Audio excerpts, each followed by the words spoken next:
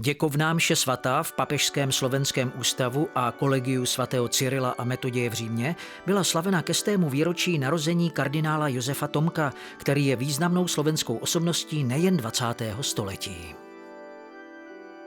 Kardinál Tomko sa zaslúžil o vybudovanie tohto domu spolu s ďalšími kňazmi, ktorí odišli z vtedajšieho Československa po vojne alebo v 50. rokoch a vybudovali toto dielo, aby slúžilo pre formáciu budúcich kňazských povolaní v spolupráci práve s Nepomucenom a zároveň, aby to bol dom aj pre slovenskú cirkev, pre slovenské aktivity v zahraničí, keďže v vtedajšom Československu nebola náboženská sloboda.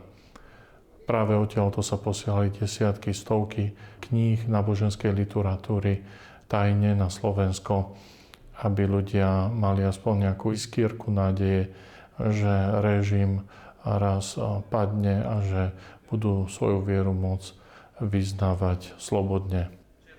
Ja keď som bola u otca kardinála ako v kuchyni, tak ja si veľmi dobre spomínam, že bol to taký jednoduchý stravník, keď to tak poviem. Tak som sa ako cítila pri ňom tak dobre, že bol aj taký asketa, ktorý naozaj ani nevyberal si. Takže pre mňa to bolo také naozaj ako také veľmi príjemné spomienky. 5 rokov som bola pri ňom a spolu sme boli naozaj ako jedna rodina.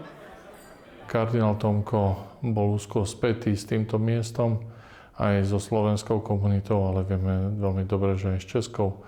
Radi sme sa s ním stretávali aj na tejto pôde alebo v Nepomucene a bola to pre nás vždy veľká česť a zároveň aj povzbudenie, inšpirácia a príklad pekného kňazského aj biskupského života, ktorý je nasledovania hodný.